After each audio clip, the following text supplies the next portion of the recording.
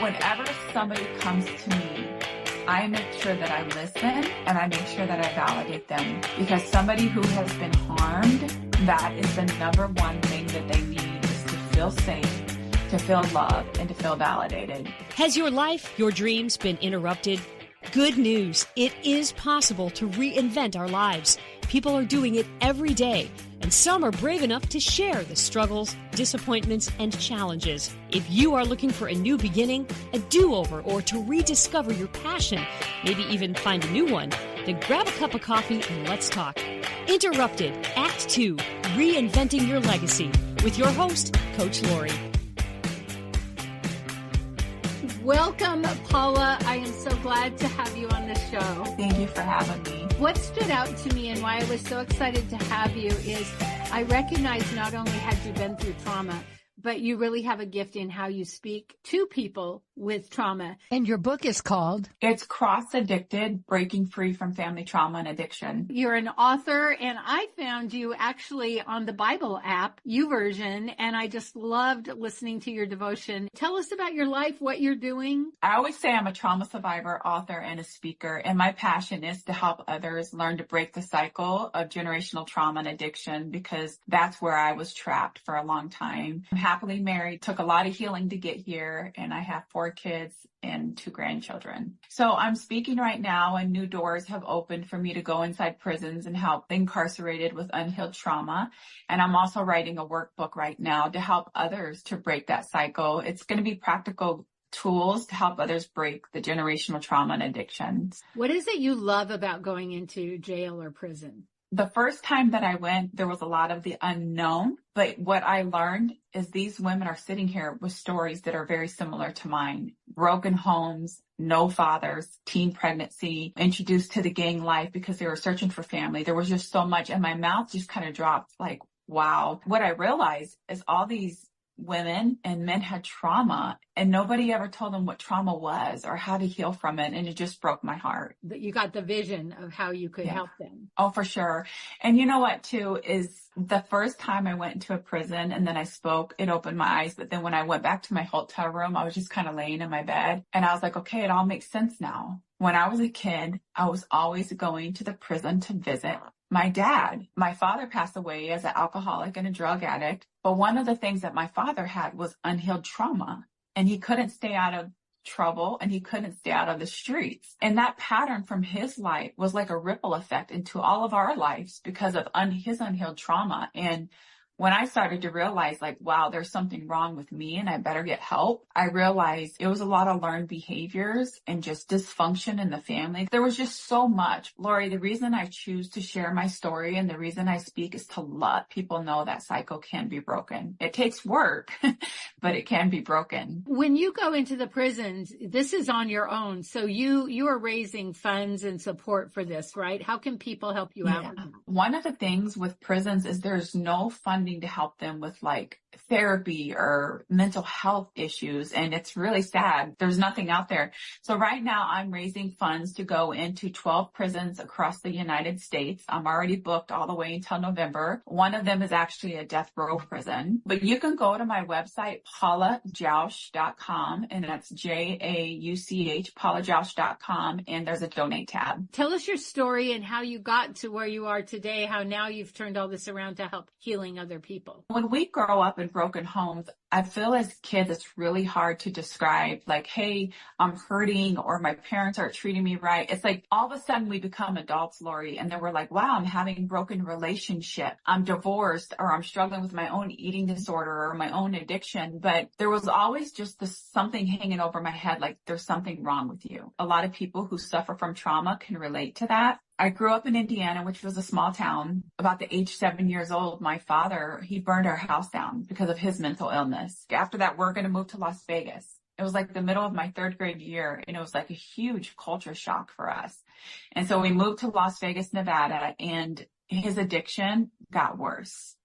And there was 6 of us kids. I was second to the youngest. When we moved there, my mom discovered gambling. So her way of escape was, I'll just gamble and not come home. And so it was like days and weeks that she wouldn't come home. It was a confusing time, and it was really sad, just all these kids trying to raise one another. But as I got older, like in 6th grade, I remember somebody bringing alcohol, and I was in the bathroom and somebody offered me alcohol, like a kid snuck it in. And I remember drinking that alcohol and feeling a little bit of buzz, but it gave me this sensation at 12 years old. Wow. Like I can conquer the world. And then when I got into 7th grade, I met this young boy who started giving me attention. And one of the things is, you grow up in a broken home with no father. And my father was absent a lot because of his addiction. And this boy just started giving me attention, and I started hanging out with him. But in Las Vegas, we're now in a big city, and there's a lot of gang violence there. And this young boy who I met, he happened to be into a gang. With my dad eventually going to prison and my mom with her addiction, I just started hanging around this crowd trying to be accepted. And I ended up getting pregnant at a really young age at 15 years old. And by the time I was 18, I had 2 kids, but full-blown lost into this gang life and this addiction with this guy. And I ended up staying with this gang member from the age 13 years old to 27 years old for 14 years. And by the time I was 21, Lori, I had 3 kids. But I remember, now I have kids and I need a place to live and I need somewhere to go. So I was trying to find jobs. And I remember walking into an interview, and the lady was interviewing me looking at my app, and she's like, "Ma'am, do you have trouble with spelling and writing?" And I didn't know how to respond at the time. And I just walked out of that room again, like there's something wrong with me. Now, fast forward later, with all my education and trauma, I understand that there's something called disassociation. Disassociation is where we kind of just shut down our emotions. We shut down our brains. It's how we survive. And with my childhood trauma, being 2 days old, there was so much trauma, sexual abuse, neglect. There were so many different things that were happening as my little body and my little brain was starting to shut down. And so as I went through my school years and being a teenage mom, I couldn't learn. I couldn't comprehend any information. Here I was having 3 kids at a very young age, and I just couldn't even write or spell. So that was the first time in my life that I started questioning, I think there's something wrong with me, and I don't know what it is. My relationship with that gang member was getting really bad with the addiction and with the abuse. Somebody had recommended to me a 12-step recovery program. By this time, I was like 24 years old, and I told myself that I will go check it out. I remember walking into that room and saying, I just don't want to live anymore. And there was an older lady. This was new to me, but she took her hand and she smacked it really hard down on the table. And she goes, "Don't you ever say that again. Like, your life is a gift and your life has purpose." She just really spoke into me. And when I was walking out of that room, which I wanted to run out, this lady ran after me. And she handed me her business card. And that woman today, I call her my spiritual mom, but I'm 47. So 23 years later, that woman has been like a mom and what we call in our 12-step program, like a sponsor. In this 12-step program, you find somebody to work with that can kind of help you work through your past trauma and understand your story. And a lot of people don't connect with people right away. And for some reason, I believe God has given me this gift to connect with this woman for 23 years. It's an amazing story. I love that. So you found AA, your 12-step program. Yes. Al-Anon is what it's called. How did life move forward after that? There's this little saying that is, we become as sick as our secrets. When we grow up in abuse and trauma and addiction and sexual abuse, there's so much secrets and there's so much shame. We don't want to talk about what happened to us. And a lot of times we suppress those memories of what has happened to us. That's the tricky thing about childhood trauma or any kind of trauma. Sometimes we don't even remember it. There's just this lingering feeling, like I've expressed before, like there's something wrong with me. It took a lot of seat time sitting in that room. But the beauty of a 12-step recovery program is you start to hear other people's recovery, sharing hope or sharing their healing. And what it does is it's kind of like layers of an onion. We've all heard this. You kind of just peel back the layers slowly. Or another thing is like, if you feel like you're somebody that has all these noodles in your head and you just feel like, I don't even know what's wrong with me, It's kind of like taking the noodles and untwisting them one at a time. Lori, I see this all the time, and this is the sad part with people in their healing journey as recovery, is that they run. That first meeting didn't work. That first therapy appointment didn't work. Nothing's going to work for me. Woe is me.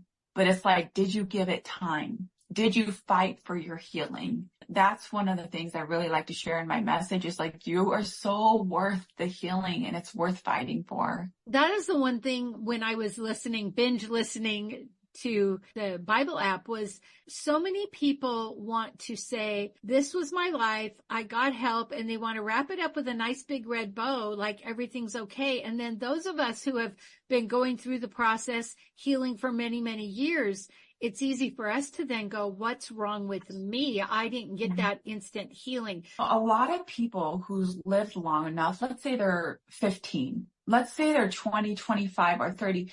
Think about the things that you may have been through, or the things that you may have endured. You're not just going to heal from that one event and snap out of it. Trauma is such a tricky thing where it gets stored as pockets and parts of the body until we're actually ready to deal with it. And not even that, is that it sends these signals and these lies to us, like that there's something wrong with us. It affects people's self-worth and their self-esteem. There's so many different aspects that like we have to walk through. So I'll use, for example, my story. There were so many events that happened, and my brain and my body still don't even remember them. I believe that I was given enough memory to heal what I need to be healed from. But even today, Lori, 20 something years into my recovery, I still have to wake up and say, Paula, you are okay.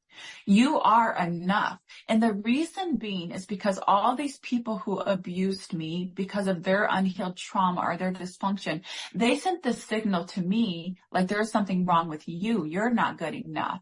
And what we do is when we've been through abuse or we've been through neglect or our parents have rejected and abandoned us, we take that in internally like there's something wrong with us. There's this book on trauma that the body keeps a score, and pretty much what it's saying is that your body will eternally remember what has happened to you. It breaks my heart just to see people that walk around addiction, self-sabotage, when in reality, what it does is take that sitting still, sitting with a therapist, processing, this is what happened, this is what I remember, and this is how it made me feel. But then let's talk about, Lori, when we get a trigger from that past event, we got to still work through that. It could be a smell. It could be something somebody said. It could be a flashback. This is my story. Maybe one day it will change. I still have to work on my triggers.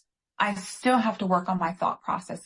I would like to hop on here to, oh my gosh, I am so healed and I am so perfect. No, I have to get up every day and say, what is my self-care to take care of me? Especially in the faith community, we have to be very careful to say, you know what, you just need to pray and give it to God and get over it. That is the worst thing that you can say to a trauma survivor, because you can't just get over something so traumatic that has happened to you. That doesn't mean that we walk around, woe is me, and self-pity. It just means that, you know what, I got some stuff to work through and I'm willing to do the work. I am so glad you are willing to talk about this, because for me, back in the day when I began to recognize my abuse, and often when abuse happens to you, you said as a baby, there's no language, there's no way to even process that.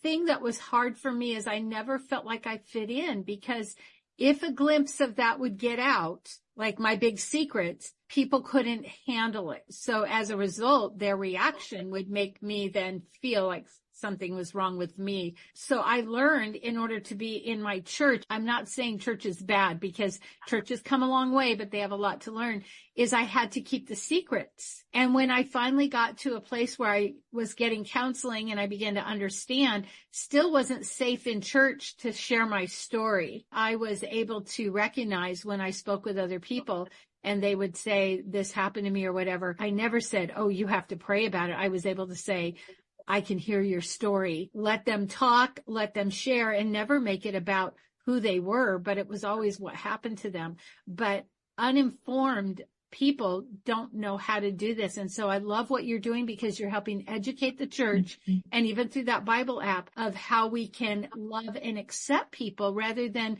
the very place you want to go for healing and help. They shush you and they tell you to pray about it and get over it and forgive. I believe I forgave early on.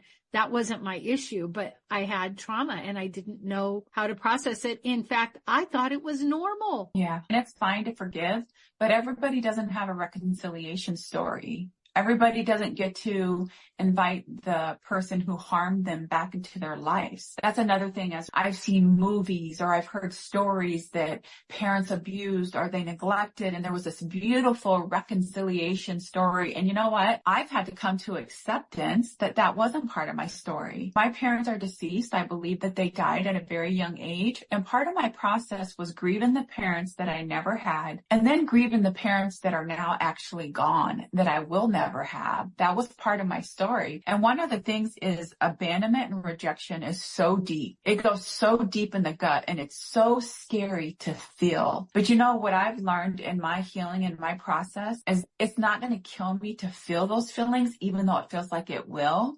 But what will kill me is the things that I was doing, the self-harm, cutting, my eating disorder, binging and purging, and drugs and alcohol, because those were symptoms of the deeper rooted issues. There were so many things in my life from my trauma story that I had to work on. One, being disassociated, not being able to comprehend information. That made me as an adult woman illiterate, trying to learn how to read. Even when I started my early recovery, it was, you're either going to struggle with reading the rest of your life, or you're going to go get these tools that are going to help you read. And you know what? 20 years later, it helped me write a book. And I use that only as an example or an illustration to say, no matter what your situation is and no matter what your circumstances are, you can heal. Because I could have taken my story and be like, well, I don't really have any family. I don't have any parents, or my children don't have any grandparents now because both sides, they're deceased. But instead, I'm like, this is my life and this is my journey. How am I going to make the best of it? It all boils down to learning to have compassion and love for myself and the little girl of what she's been through, and to start being really gentle on myself. And that's kind of where I'm at in my journey now. And it's a whole different level, because when you go through trauma, you just want to be so hard on yourself. Do more, be more. It's never good enough. Go, go, go. This year, when January 1 hit, Lori, I just took a deep breath, and it's like, I am okay. I am enough. I'll do some work and I'm going to help people, but I'm done with the pushing. I'm done with the striving. I'm going to trust in my faith, my God, that I'm going to be okay and that I'm not going to miss out on life journey. Now that I have worked through my story and worked through my trauma, I understand that this is a part of my story, but it no longer has to define me. I do believe I'm a trauma survivor because I've overcome trauma. I've worked through trauma. So that makes me a trauma survivor. So now I can take that story and give back to other people so that they have these resources and tools and steps. Going back to your question in the beginning about knowing who to share your story with, you got to make sure it is somebody safe. Because when you've been abused, even as a child, or you grow up in addiction, or you grow up in dysfunction, there is a message that we hear growing up in that environment. That is, don't talk, don't trust, and don't feel. In other words, shut down. Nobody wants to hear you. We become as sick as our secrets. And what I mean by that is we don't talk about what happened to us, and whatever we take to the grave with us, it's going to make us sick. It's going to eat us alive. The way that we heal from trauma, Lori, is we put a voice to, this is what happened to me. This is who hurt me. And this is how I feel. And this is how they made me feel. But then sometimes we have to get angry before we can grieve and before we can forgive. The forgiveness piece is very important. We don't forgive them for them. We forgive them for us. But sometimes, let's talk about it, you do got to grieve and get angry before you can forgive. I've heard of people who have survived rape and they forgave right away and they never did the work. And you know, the statistic is how long it takes someone to share their childhood abuse is 26 years. Yeah. We keep that secret. And then when we tell, if we tell someone that's not safe and we get the reaction, we're liable to just go inside again. If somebody finds a counselor and they don't connect, I love what you said. Give it a chance, because one time isn't going to do it. And when you think about trauma, fight or flight. And the first thing you said, you wanted to run out of that room. And I know for me to sit with it, to lean into it, has taken a process. And like you, when I wake up in the morning, I have to instantly get with my self-talk program. I do daily self-growth, even though I'm years into recovery, because those voices in our head are very strong. Yeah, absolutely. When I was 14, I was at a seminar and they said, if you don't forgive the person who has hurt you, you will become just like them. When you hear that message when you're 14 years old, all of a sudden you're thinking, oh my gosh, I better forgive or else I'm going to be just like them. Like, that's powerful. And then you hold on to that for 20 years and you never work through the feelings of how it actually made you feel. Wow. And then you think there's something wrong with you. Like, oh my gosh, 10 years later, it's coming up again that I'm feeling disgusted for what they did to me. But no, I have to forgive. I need to shut it off. There's something wrong with me and I need to shut it down. People that I've worked with were even men and women, sometimes 40, sometimes 50, 60, 70. Sometimes people have to wait until their parents are deceased because they're so scared to even talk about it. Whenever somebody comes to me, I make sure that I listen and I make sure that I validate them, because somebody who has been harmed, that is the number one thing that they need, is to feel safe, to feel loved, and to feel validated. I think that's just so important to talk about. That's a gift we can give people. If maybe we don't have the trauma, but somebody comes to us and says, this happened to me, is what you said, is to validate them, to say, I believe you. Yeah. If we are someone who maybe can't handle somebody's difficult story, we can say, I believe you. Let me help you find some help. When we look at the statistics of childhood abuse, it's about 40%. But when you think, especially men don't report, it's way higher than that. And I'm sure you've heard of ACEs. If you haven't heard of ACEs, if you're a teacher, if you're a trainer, if you're a leader, go look at it, because in your audience, you are going to have people with trauma. So it's a way for us to be better leaders, even if we don't have the experience, that we can create a safe place for people. I love how you said that, how we can become better leaders, because it's so important. When I started having these symptoms or side effects, and what I mean by that is 3 kids by the age 21, I was illiterate, I had an eating disorder, and I was struggling with cutting and addiction. And then I started to question, what is wrong with me? It was not until I was 35 years old that I came across ACEs. Had no idea what that was. And ACEs stands for Adverse Childhood Experiences. And so pretty much what it is if you've experienced childhood trauma, you can go look at these 10 questions and ask yourself, have you been affected by these ACEs? And it's physical abuse, sexual abuse, emotional abuse, neglect, divorce, drug addiction or alcoholism in the family, violence against your mother, mental illness, depression, suicide, person trying to commit suicide in the home, or having a relative who's been sent to jail. There was physical abuse against us with our father. I experienced a lot of sexual abuse. There was emotional, physical abuse. My parents divorced. My dad was a alcoholic and drug addict, very violent against my mother. And my father had mental illness and he went to prison. So when I saw that, Lori, it was like I got a 10 out of 10. But I could add things on there that weren't even on there. One of the things that says if you've been affected by 4 or more of these, it increases that you can have your own alcohol and drug problem or depression or leading a sedentary lifestyle that leads to obesity, employment difficulties, health issues, being at higher risk, and attempting suicide. When I saw that, I just started digging and doing a little bit more research. And that's when I learned about disassociation and why I had trouble reading. And that was the moment I was like, I'm not stupid. I have childhood trauma. My life has been affected. And the cool thing about my very first book that was released, Cross Addicted, Breaking Free from Family Trauma and Addiction, is I won this award and I had to call my publisher and say, what is this? Like, what is going on? Who are these people? Why are they reaching out to me? And she's like, honey, that's a big deal. And my book won this award. It was called the Golden Scroll Award. So then, not even a year later, it happened again. And I'm like, what is this? And they're like, it's the Advanced Writers.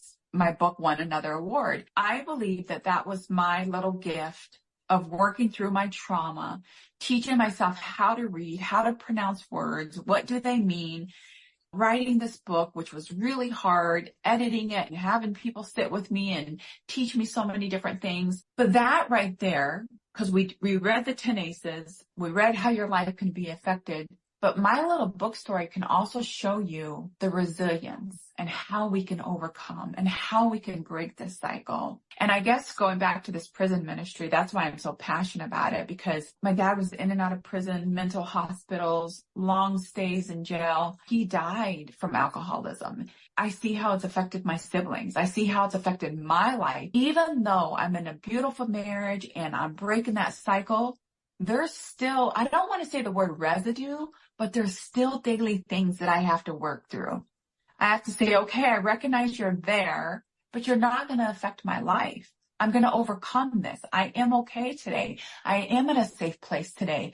But because all that my body endured and all that my body experienced, those are real feelings that I have to push through. And I guess I share that to say so that other people know they're not alone. That is how trauma survivors feel. I heard you tell the story, but then the story continues. And then when I was this age, and then when I was that age, as I walked through my turning victim to survivor, I didn't have a lot of support. I'm probably a little older than you, but now there are so many more resources until we tell the story. And I love how you said that's where the freedom comes. We want to kind of keep it safe inside of us, but then we have certain behaviors like eating disorders or weight or all these issues that can come from that. But when we begin to get the freedom, there are people, I've heard people say, I was healed instantly. God restored my life. And I've always resented them. And I hate to say this as a Christian. I hate to say, there was one day I had been on so many Zoom calls and I'd heard so many people say, like, New Year, God gave me a word. God spoke to me. God told me. I woke up one morning and this is literally what I said.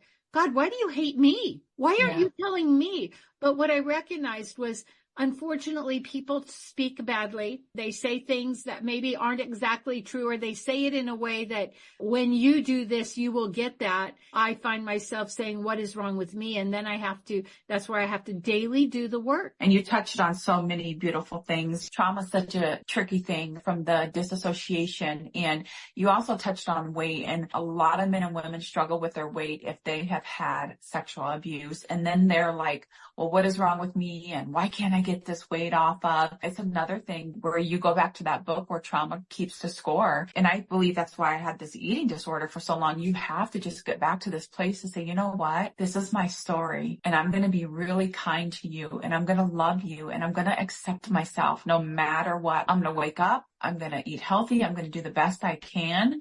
But we have to come to this place of peace and acceptance of who we are, what our story is, and what has happened to us. Do you have brain fog? Are you exhausted all the time? Do you struggle with depression? How about cravings? Imagine an enzyme that turns sugar into fiber. For a link to order your bottle, email me at lacoach@comcast.net. That's LACOACH@comcast.net. 3 things we learned from Paula. One is the importance of understanding ACEs. If maybe you've had abuse and you don't know it, and that's why things aren't working out for you, you can at least recognize it. Go to the webpage aces.org and get some support and help. We can and do recover. For many of us, it is a daily routine of prayer, self-talk, and reading your Bible, reading something spiritual and motivational. And if weight loss is an issue for you, it might be tied to childhood abuse. And the good news is there is help for that too. If you love this podcast, here's a big ask. Will you share with your friends and family, subscribe, give us a review, and a 5-star rating so that others looking to reinvent their lives will be able to get the help they're looking for? Thank you in advance.